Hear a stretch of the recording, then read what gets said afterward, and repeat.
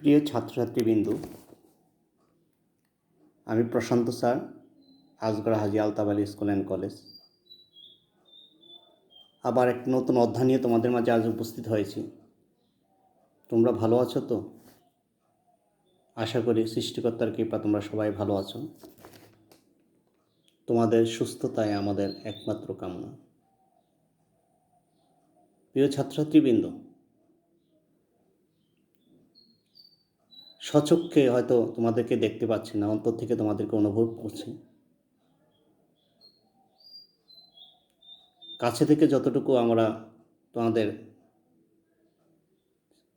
স্নেহ, মমতা এবং ভালোবাসা দিয়ে পাঠদান করতে পারি, কিন্তু দূর থেকে অনলাইনের মাধ্যমে তোমাদেরকে না দেখে হয়তো আমরা অন্তরের ভালোবাসাটুকু দিয়ে আমাদের ক্লাসটুকু করে যাচ্ছি। তোমরা ভালোভাবে সেগুলো অনুভব করবে এবং বুঝতে চেষ্টা করবে। আবার যখন দেখা হবে তখন আমরা আবার সবাই মিলিত হব। আবার আমাদের আবেগ, ভালোবাসা, মনের কথা সবগুলো আমরা তুলে ধরব। সবাই সুস্থ থাকবে এবং লেখাপড়া চালিয়ে যাবে। আজ তোমাদের মাঝে আমি হিসাব বিজ্ঞান প্রথম পত্রের দ্বাদশ অধ্যায় একতরফা দাখিলা পদ্ধতি নিয়ে আলোচনা করব। একতরফা দাখিলা পদ্ধতি শুনতে কেমন যেন মনে হয় না? একতরফা, জানো তো, একতরফা কোনো কাজে সঠিকতা আসে না। একতরফা কোনো কিছুই সঠিক পূর্ণাঙ্গ হয় না। তারপরও ব্যবসা ক্ষেত্রে এক মালিকানা কারবার ব্যক্তিগণ তারা একতরফা পদ্ধতি হিসাব রক্ষণ করেন। যেমন ছোট ছোট ব্যবসা প্রতিষ্ঠানগুলি, যেমন পান দোকানদার, মুদি দোকানদার, দর্জি দোকানদার, তারা নিজেরাই কী করে এই একতরফা নিজে নিজে হিসাব তৈরি করে। একতরফা হিসাব পদ্ধতি হলো হিসাব রক্ষণের পূর্ণাঙ্গ নির্ভরযোগ্য পদ্ধতি হলো দুইতরফা দাখিলা পদ্ধতি। হিসাব রক্ষণের পূর্ণাঙ্গ নির্ভরযোগ্য এবং বিজ্ঞানসম্মত পদ্ধতি হলো দুইতরফা পদ্ধতি। আর যে পদ্ধতি দুইতরফা দাখিলের নিয়ম অনুসরণ করে না, মেনে চলে না, সেটাকে বলে একতরফা। অর্থাৎ ওইটা দুইতরফা দাখিল হলো বিজ্ঞানসম্মত একটি পদ্ধতি, আর একতরফাটা হলো অবিজ্ঞানসম্মত, তো নিজের মন মতো করে একটা হিসাব তৈরি করা একতরফা। একতরফা দাখিলা পদ্ধতির তিনটি হিসাব তৈরি করতে হয়। 1 নম্বর প্রারম্ভিক ও সমাপনী মূলধন নির্ণয় করতে হয়। 2 নম্বর লাভ লোকসান বিবরণী প্রস্তুত করতে হয়। 3 নম্বর বৈশ্বিক বিবরণী প্রস্তুত করতে হয়। এটা বৈশ্বিক বিবরণী বলা হয়, বিষয় বিবরণী বলা হয়, বৈশ্বিক বিবৃতি বলা হয়, ইত্যাদি তৈরি করা, প্রস্তুত করা, অনেক নাম বলা হয়। বৈশ্বিক বিবরণী মনে রাখো, পরীক্ষার সময় বৈশ্বিক বিবরণী। এই বৈশ্বিক বিবরণীটা হলো আমরা দুইতরফা দাখিলা পদ্ধতির যে এক মালিকানা ব্যবসার আর্থিক অবস্থা তৈরি করি সেটার রূপ। আসো প্রথমত প্রারম্ভিক সমাপনী মূলধন নির্ণয় সূত্রটা কি আমরা আগে জেনে নিই। প্রারম্ভিক মূলধন হলো প্রারম্ভিক মোট সম্পদ বিয়োগ প্রারম্ভিক মোট দায়। কি? প্রারম্ভিক মোট সম্পদ বিয়োগ প্রারম্ভিক মোট দায়। মোট দায় অর্থাৎ মোট সম্পত্তি প্রারম্ভিক বলতে তো বুঝে 1 তারিখের যে সম্পদগুলি থাকে আর 1 তারিখে যে দায়গুলি থাকে, সেগুলি মোট সম্পদ থেকে দায় বাদ দিলে আমরা প্রারম্ভিক মূলধন পাব। সমাপনী মূলধনটা কি? সমাপনী মূলধন হলো সমাপনী মোট সম্পদ বিয়োগ সমাপনী মোট দায়, তাহলে সমাপনী মূলধন। এভাবে আমরা প্রারম্ভিক সমাপনী মূলধন নির্ণয় করব। প্রারম্ভিক সমাপনী মূলধন নির্ণয় করব। দ্বিতীয়ত আসো আমাদের লাভ লোকসান বিবরণী প্রস্তুত। লাভ লোকসানের বিবরণটা কি? যে সাধারণত এক মালিকানা কারবারগুলি মূলধন দ্বারে তারা সব কিছু করে। সমাপনী মূলধন যোগ উত্তোলন, যোগ উত্তোলনের সুদ, যোগ বিনিয়োগের সুদ, অগ্রিম খরচ, পাওনাদার বাট্টা সঞ্চিত, এগুলি একসাথে যোগ করব আমরা। কি কি?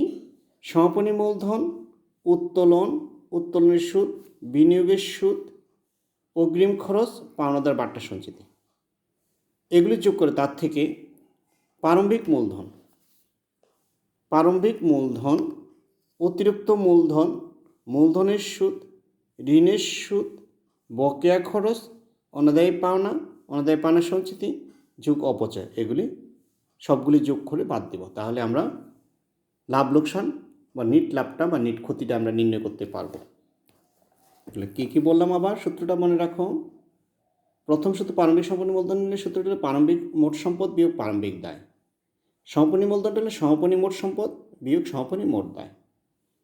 আর লাভ লোকসান বিবরণী সূত্রটা হলো সমাপনী মূলধনের সাথে উত্তোলনের সুদ, বিনিয়োগের সুদ, অগ্রিম খরচ, পাওনাদার মাত্রা সঞ্চিতিগুলি যোগ করে তার থেকে মূলধন, অতিরিক্ত মূলধন, মূলধনের সুদ, ঋণের সুদ, বকেয়া খরচ, অনাদায়ী পাওনার সঞ্চিতি, অপচয় যোগ করে বাদ দিলে আমরা লাভ লোকসান বিবরণী বা নিট লাভ বা নিট ক্ষতি নির্ণয় করতে পারবো। তারপরে আসো বৈশ্বিক বিবরণীটা। আমি আগে বললাম বৈশ্বিক বিবরণী হবে সমাপনী সম্পদ ও সমাপনী দায় দ্বারা। কী সমাপনী সম্পদ আর সমাপনী দায় দ্বারা, যা আর্থিক অবস্থার বিবরণীর অনুরূপ। আমরা যে আর্থিক অবস্থার বিবরণী করি তার অনুরূপ হলো এটা, একই রকম হোক। এটা হবে সমাপনী মূলধন ও সমাপনী দায় দ্বারা, মনে রেখো। আসো আমরা একটা অঙ্কে যাই।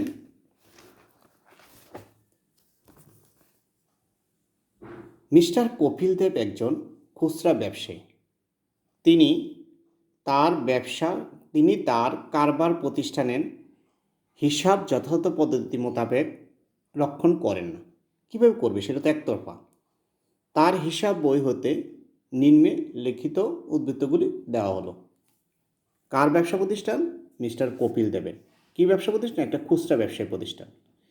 তিনি ব্যবসা প্রতিষ্ঠানের হিসাব সংরক্ষণ যথাযথ পদ্ধতি নয়, এটা তার নিজস্ব একতরফা পদ্ধতি করেন। যথাযথ পদ্ধতি নয় বলতে তুমি বুঝবা যে এখানে একতরফা পদ্ধতি। তার হিসাব বইতে নির্মিত তথ্য কী কী দেওয়া আছে? বিবরণ, 1 তারিখের টাকা, 31 তারিখের টাকা।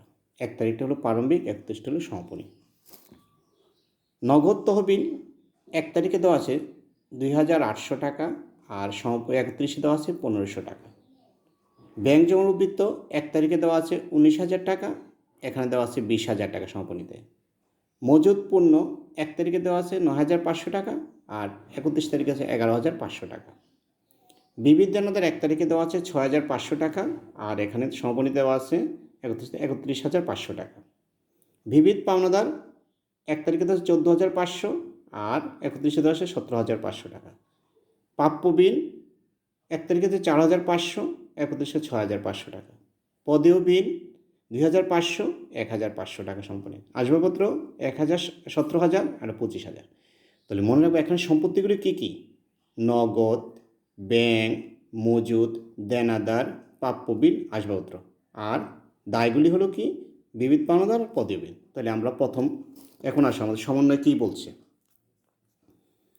মিস্টার কপিল দেব তার নিজ প্রয়োজনে সারা বছর ধরে প্রত্যেক মাসে কারবার হতে 1,000 টাকা করে উত্তোলন করে। আমরা প্রতিষ্ঠান ব্যবসা হিসাব করি আমরা 12 মাসে। তাহলে প্রতি মাসে যদি 1,000 টাকা উত্তোলন করে, 12 মাসে সে 12,000 টাকা নগদ উত্তোলন করে। এত ভিন্ন তিনি কারবার হতে 3,000 টাকার পণ্য উত্তোলন করেন, পণ্য উত্তোলন করেছেন। কিন্তু ডিসেম্বর মাসে দেনাদারের নিকট হতে অর্থ আদায় করতে অসুবিধা হওয়ায় তিনি, এখানে বলছে ডিসেম্বর মাসে দেনাদারের নিকট হতে অর্থ আদায় অসুবিধা হওয়ায় তিনি কারবারে কী করেছেন? 15,000 টাকা অতিরিক্ত মূলধন আনয়ন করেছেন। অতিরিক্ত মূলধন। তো অন্যান্য তথ্যগুলি কি? বেতন 3,500 টাকা বকেয়া রয়েছে, পক্ষান্তরে ভাড়া আর 4,800 টাকা অগ্রিম। বিবিধ দেনাদারের 1,500 টাকা আদায়যোগ্য নয়, এবং অবশিষ্ট দেনাদারের উপর 5% অনাদায়ী পাওনা সঞ্চিতি ধার্য করতে হবে। আরেকটা প্রশ্ন হলো, আরেকটা সমন্বয় বলছে অবচয়ের উপর, আসবাবপত্রের উপর 2% অবচয় ধার্য করতে হবে। সৃজনশীলটা কী বলছে আমাদের? ওই নিয়মটা। প্রারম্ভিক ও সমাপনী মূলধন নির্ণয় করো, লাভ লোকসান বিবরণী প্রস্তুত করো, আর বৈশ্বিক বিবরণী প্রস্তুত করো। তাহলে প্রথম প্রশ্নটা আমাদের প্রারম্ভিক ও সমাপনী মূলধন নির্ণয়। আমরা সূত্র শিখেছি প্রারম্ভিক সম্পদ থেকে প্রারম্ভিক দায় দিলে প্রারম্ভিক। আমরা টিচক পদ্ধতিতে করব, তাহলে সুবিধা হয় তোমাদের জন্য। এখানে লিখবা দায়সমূহ 1 তারিখের টাকা, 31 টাকা। এদিকে সম্পত্তির সময় 1 তারিখের টাকা, 31। তাহলে একসাথে আমাদের মূলধনটা নির্ণয় হয়ে যাবে। আমরা আগে সম্পদগুলি বসাবো। নগদ 1 তারিখ আছে 2,800, 31 1,500। ব্যাংক জমা 1 তারিখে 19,000, আর 31 আছে 20,000। মজুদ পণ্য আছে 9,500, সমাপনীতে 31 আছে 12,500, দেনাদার 6,500, এখানে সমাপনীতে আছে 31,500, প্রাপ্য বিল এদিকে আছে 1 তারিখে 4,500, 31 6,500, আসবাবপত্র 1 তারিখ 17,000 আর 31 25,000। তো টোটাল আমাদের 1 তারিখে মোট সম্পদ 59,300 আর সমাপনী হলো 96,000 টাকা। আসো দায়ের দিকে কী আছে আমাদের? বিবিধ পাওনাদার 14,500 আর হলো 17,500, পদীয় বিল 2,500 1500। তাহলে আমরা বলছি মূলধন হবে সম্পত্তি ও দায়ের পার্থক্য। তাহলে 59,300 থেকে আমাদের এই দুইটা দায় যদি বাদ দিই তাহলে আমাদের মূলধন আসে কত? 42,300 টাকা। এই দুইটা দায় বাদ দিলে এই টাকা থেকে আমাদের এই টাকাটা আসবে পার্থক্যটা। এটা হলো পার্থক্যটা হলো আমাদের মূলধন। আবার 96,000 টাকা থেকে আমরা যদি সম্পূর্ণ দায় 14,500 2,500 টাকা যোগ করে বাদ দিই, 17,500 আর 1500 টাকা বাদ দিই, তাহলে সম্পূর্ণ মূলধন আসবে আমরা 77,000 টাকা। তাহলে আমরা এই সম্পত্তি থেকে দায়গুলি বাদ দেওয়ার পর মূলধনটা আমরা পেলাম। অর্থাৎ লেখা আছে সম্পত্তি দায়ের পার্থক্যটা হলো মূলধন 42,300 আর 77,000 টাকা। এটা হলো আমাদের প্রারম্ভিক সমাপনী মূলধন নির্ণয়। আসো খ কপিল দেব লাভ লোকসান, মিস্টার কপিল দেবের লাভ লোকসান বিবরণী 2019 সালের 31 ডিসেম্বর সমস্ত বৎসরের জন্য একটা বৎসর শেষে তৈরি করা হয়। তাহলে প্রথম সূত্র ক্রেডিট দিক, আমরা দুই দিক টিচক পদ্ধতি করবে। আয়টাগুলি সবসময় আমাদের ক্রেডিট দিকে, যেমন সমাপনী মূলধন আমরা বলছি উত্তোলন প্রতি মাসে 1,000 টাকা করে 12,000 টাকা, পণ্যোত্তোলন 3,000 টাকা, আর অগ্রিম ভাড়া আছে, এগুলি হলো আমাদের প্রাপ্য জিনিস, পাইছি এগুলি ক্রেডিট। এই জন্য ক্রেডিট দিকে সমাপনী মূলধনটা, উত্তোলনটা, উত্তোলন পণ্যোত্তোলন যোগ করে অগ্রিম ভাড়াটা, এটা আমার প্রাপ্তি। আর খরচগুলি কী কী? ডেবিট দিকে আসবে প্রারম্ভিক মূলধন, অতিরিক্ত মূলধন, অনাদায়ী পাওনা 1500, তারপর 5 অনাদায়ী পাওনা দেনাদার থেকে 5% বাদ দিয়ে 1500 টাকা বাদ দিয়ে 5% বাড়লে 1500, টোটাল 3,000। এই 500 টাকা হলো নতুন সঞ্চিতি। দেনাদার আছে আমাদের প্রশ্নে, আমাদের দেনাদার ছিল কত? আমাদের দেনাদার সমাপনীর উপর নির্ণয় করবা 31,500, তার থেকে 1500 বাদ দিলে আসে আমার 3,000, 3,000-এর 5% আসে 1500 টাকা। তো দুইটা আমাদের সঞ্চিত 3,000। আর কি আছে? বকেয়া আছে, বেতন আছে 3,500, আসবাবপত্রের অপচয় আছে 2% 500 টাকা। এখন মোট আমাদের ক্রেডিট সাইডে হলো 96,800, তার থেকে খরচগুলি আমরা বাদ দেওয়ার পর যে টাকাটা আসবে মূলধনে নিট লাভ আসবে 32,500, সেটা আমরা কোথায় নেব? মূলধনে। এটা বলে নিট লাভ। ক্রেডিট দিক থেকে ডেবিট দিক বাদ দেওয়ার পর যে টাকাটা থাকবে সেটাকে বলে নিট লাভ। আর যদি ডেবিট দিক বড় হয়, এটা ক্রেডিট দিকে টাকা কম হয়, সেটা হবে নিট ক্ষতি।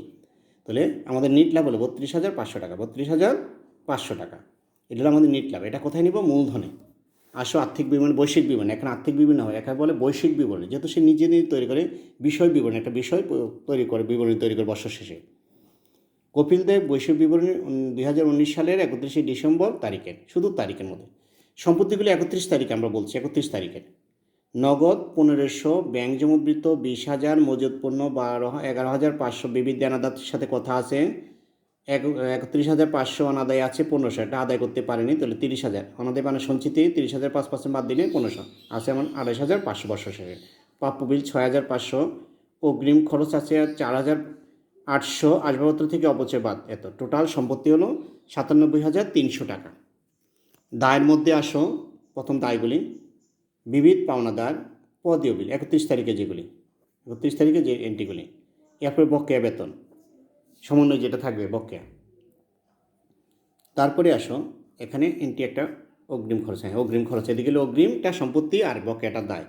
প্রারম্ভিক মূলধন যোগ অতিরিক্ত মূলধন, সূত্রটা আমাদের যোগ নিট লাভ বিয়োগ উত্তোলন। আবার বলো প্রারম্ভিক মূলধন যোগ অতিরিক্ত মূলধন যোগ নিট লাভ বিয়োগ উত্তোলন। এখানে আমাদের কত আসলো? বাদ দিয়ে আমাদের আসলো 74,800। তাহলে মোট দায় আসলো আমাদের 97,300। তাহলে মোট সম্পত্তিও 97,300, মোট দায় হলো 97,300। তাহলে আমাদের সম্পত্তি দায়ের মিলে গেল। এইভাবে তারা এক মালিকানা কারবারগুলি সম্পত্তির দায় তারা নির্ণয় করে বছর শেষে। অর্থাৎ তারা নিজেরাই এই হিসাবটা করে, কোনো এক পক্ষ তাদের পক্ষ থেকে হিসাব রাখা হয়। এই পক্ষ সাধারণত এইসব পদ্ধতিতে সাধারণত দেখা যায় ক্রেতা বিক্রেতা এবং পাওনাদার দেনাদার মধ্যে একটা কী হয়, একতরফা হিসাব রাখলে যা হয়, আর একজন হিসাব রাখে আরেকজন রাখে, তখন তাদের মধ্যে ঝামেলা সৃষ্টি। এই জন্য একতরফা পদ্ধতিতে এটা একটা বিশৃঙ্খলা পদ্ধতি বলা হয়। তারপরে আমরা একতরফা পদ্ধতি, ছোটো ছোটো ব্যবসা প্রতিষ্ঠানগুলি আমাদের দেশে একতরফা পদ্ধতি হিসাব রাখে। তো সম্পত্তিগুলি কী কী আমরা বলি আবার? 31 তারিখ দিয়ে আমরা বলছি 31 তারিখে নগদ, ব্যাংক, মজুদ পণ্য দেনাদারের সাথে কথা আছে বাদ দিয়ে প্রাপ্য বিল, অগ্রিম ভাড়া, অগ্রিম আসছে মনের একটা এন্ট্রি অগ্রিম, আসবাবপত্র থেকে অপচয় বাদ। এখানে বিবিধ পাওনাদার বিপদে বিল দুইটা আছে, আর বকেয়া হলে সমন্বয় থেকে। আর প্রারম্ভিক মূলধন যোগ অতিরিক্ত মূলধন যোগ নিটলাভ বিয়োগ উত্তোলন বাদ দিলে 8 থাকে। তাহলে মূলধন সম্পত্তি আর দায় মিললে টোটাল অঙ্ক মিলে যাবে, আমাদের দুই পাশ সমান হয়ে যাবে একটা পথে। এভাবে আমরা তিনটা হিসাব করব, সহজ পদ্ধতি এটা। তাহলে প্রথম প্রারম্ভিক সম্পত্তি মূলধন নির্ণয় করব কিভাবে, আমরা মোট সম্পত্তি থেকে মোট দায় বাদ দিলে আমাদের প্রারম্ভিক মোট সম্পত্তি, প্রারম্ভিক মোট দায়, টিচ্ছক পদ্ধতি করবো, সহজ। আবার বিবরণ আকারেও করা যায়, টিচ্ছক হলো পুরানো পদ্ধতিগুলি, আর বিবরণ আকার টিচ্ছক হলে বুঝতে সহজে তোমাদের জন্য, এই জন্য পুরানো। সম্পত্তিগুলি এই পাশে, দায়গুলির পার্থক্যটা মূলধন নির্ণয়। মালিকানা সত্ত্ব লাভ লোকসান বিবরণীটাও দিকে হলো মানে সমাপনী মূলধন, উত্তোলনের সুদ, অগ্রিমটা ক্রেডিট দিকে, আর খরচ করি যেমন প্রারম্ভিক মূলধন, অতিরিক্ত মূলধন, অনাদায় পান, অনাদায় পান সংস্কৃতি, অগ্রিম, অপচয়, এগুলি হলো ডেবিট দিকে। বাদ দিলে হয় আমাদের যে পার্থক্য, ডেবিট দিকে ছোটো হলে নিট লাভ, আর যদি ক্রেডিট দিকে ছোটো হয় নিট ক্ষতি হয়। নিট লাভটা মূলধনের সাথে যোগ হয়, নিট ক্ষতিটা মূলধন থেকে বিয়োগ হয়। আর মূলধন করার সময় যেমন আর্থিক তখন প্রারম্ভিক মূলধন করবে, সব সমাপনী হবে কিন্তু মূলধনটা হবে প্রারম্ভিক, কথাটা মনে রাখবে। আর বৈশ্বিক বিবরণী করার সময় সব সমাপনী মূলধনের, কিন্তু সমাপনী হবে সম্পত্তি দায়, কিন্তু মূলধনটা শুধু প্রারম্ভিক, সমাপনী মূলধন দিয়ে হয় না, প্রারম্ভিক মূলধন দিয়ে মূলধন নির্ণয় করা হয়। এই কথাগুলি তোমরা একটু মনোযোগ দিয়ে করবে এবং বইয়ে আছে সেগুলো একটু প্র্যাকটিস করবে, উদাহরণগুলি প্র্যাকটিস করে দেখবে, অনেকটা তোমরা উপকৃত হবে এবং সহজ পাবে। টিচ্ছক পদ্ধতিতে শিখো ভালো, বিবরণ আকারেও একই টিচ্ছক পদ্ধতিতে। টিচ্ছক পদ্ধতি পুরানো, এটা সহজ তোমাদের, টিচ্ছক পদ্ধতিটা সহজ, এই পদ্ধতিটাই সহজ তোমাদের জন্য। তোমরা বাসায় প্র্যাকটিস করবে, দেখবে সহজ লাগবে তোমাদের কাছে। তোমরা ভালো থাকো, সুস্থ থাকো, এই কামনাটুকু রইল। ধন্যবাদ সবাইকে।